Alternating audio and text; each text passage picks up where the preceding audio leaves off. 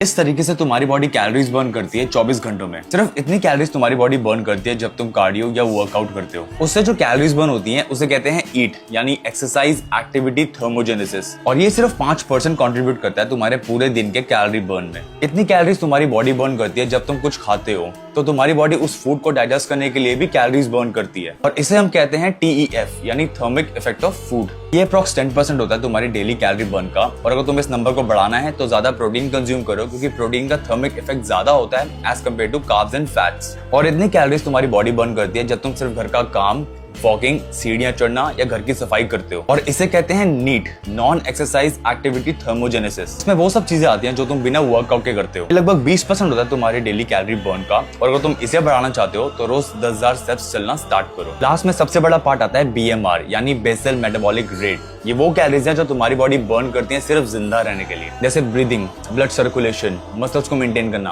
Organs का काम। ये 65% तक होता है तुम्हारे डेली कैलोरी एक्सपेंडिचर का। तो जब तुम ओवरऑल देखोगे तो तुम समझ जाओगे कि तुम्हारी बॉडी सिर्फ एग्जिस्ट करने से ही काफी कैलोरीज बर्न करती है। मतलब अगर तुम पूरा दिन सोफे पे बैठकर नेटफ्लिक्स देखोगे या बेड पर लेटे रहोगे तब भी तुम कैलोरीज बर्न कर रहे होगे। और अगर तुम चाहते हो कि तुम्हारा BMR बढ़े तो मसल बिल्ड करो, क्योंकि तुम्हारी बॉडी मसल्स को मेंटेन करने के लिए ज्यादा कैलोरीज बर्न करती है।